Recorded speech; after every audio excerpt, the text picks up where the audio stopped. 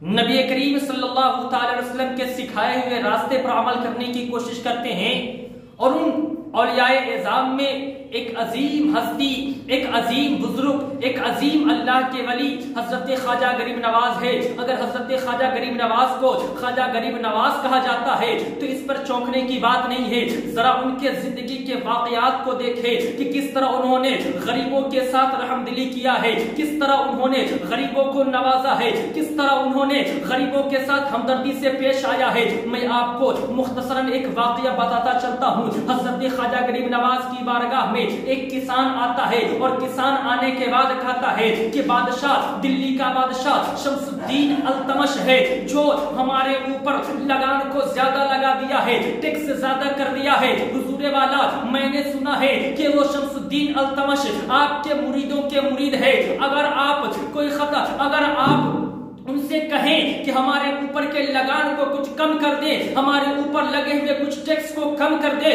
تو مجھے یقین ہے کہ وہ ٹیکس کم کر دیں گے۔ چنانچہ حضرت خواجہ غریب نواز جب اس مزدور کے، اس کسان کے اس جملے کو سنتے ہیں تو کہتے ہیں کہ میں تمہارے ساتھ تمہارے اس لگان کو معاف کرانے کے لیے دلی تک کے سفر کروں گا۔ چنانچہ حضرت خواجہ غریب نواز اس مزدور کو لیتے ہیں، اس کسان کے ساتھ دلی کی طرف روانہ ہو جاتے ہیں۔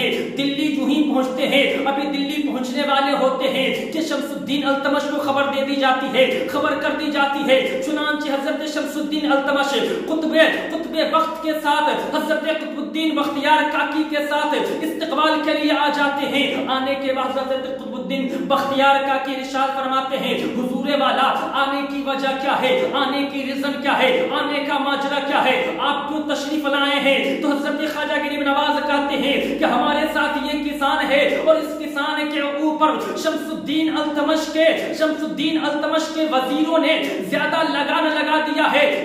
یہ مزدور ہمارے پاس شکایت لے کر آیا ہے۔ اس مزدور کی شکایت کو دور کرنے کے لیے میں شمس الدین التمش کے پاس آیا ہوں، تاکہ شمس الدین التمش اس کے اوپر لگائے ہوئے ٹیکس کو، اس کے اوپر لگائے ہوئے لگان کو کچھ کم کر دے، تاکہ یہ مزدور آسانی کے ساتھ بھر سکے۔ چنانچہ جب اتنا سنتے ہیں، حضرت التمش کہتے ہیں، حضرت شمس الدین التمش کہتے ہیں، جو اس وقت کے دلی کے بادشاہ آتے ہیں، حضرت شمس الدین التمش کہتے ہیں کہ حضور والا، ہمیں اس معاملے میں خبر نہیں تھی، اگر ہمیں خبر رہتی تو میں پہلے سے ہی کم کر دیتا۔ چنانچہ حضرت خواجہ غریب نواز کہتے ہیں کہ آپ معاف کر دیجئے۔ چنانچہ حضرت قطب الدین بختیار کہتے ہیں کہ آخر آنے کی وجہ یہی ہے؟ تو حضرت خواجہ غریب نواز کہتے ہیں ہاں، آنے کی وجہ یہ ہے۔ تو حضرت قطب الدین بختیار کہتے ہیں کہ اگر آپ چاہتے تو کوئی خط لکھ دیتے، کوئی لیٹر جاری کر دیتے، کوئی چٹھی بھیج دیتے، آپ کے خط پر بھی کام کر دیا جاتا، آپ کی چٹھی پر بھی کام کر دیا جاتا، آپ کے لیٹر پر بھی کام کر دیا جاتا۔ اگر یہ شخص صرف آپ کا نام لے کر آتا تو آپ کے نام پر بھی کام کر دیا جاتا۔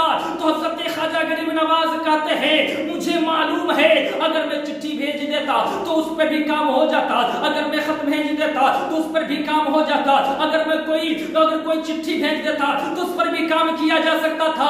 اگر یہ مزدور تمہارے پاس آ کر کے صرف میرا نام لے لیتا، اس پر بھی کام بن سکتا تھا، لیکن میں اس مزدور کے ساتھ اس لیے قدم قدم پر چل کے آیا ہوں کیونکہ نبی نے فرمایا ہے کہ اگر کسی مزدور کی، کسی حاجت مند کی حاجت پوری کرنے کے لیے اگر کوئی شخص ایک قدم چلتا ہے تو پروردگار عالم مسجد نبوی میں 2 مہینہ تک کے اعتکاف سے زیادہ ثواب عطا فرماتا ہے۔ اگر میں اس مزدور کے ساتھ قدم قدم پر چل کے نہیں آتا تو پروردگار عالم ہمیں اس ثواب سے محروم فرما دیتا۔ اس لیے میں اس ثواب کو حاصل کرنے کے لیے اس مزدور کے ساتھ قدم قدم پر چل کر آیا۔ حضرات محترم، یہ ہے اولیاء اعظام۔ کہ اولیاء اعظام مزدور کی حاجت مندی کے لیے، حاجت مند کی حاجت پوری کرنے کے لیے خود بذاتے خود ان کے ساتھ چل کر جاتے ہیں، خود ان کے ساتھ جاتے ہیں اور ان کے لگان کو معاف کرتے ہیں۔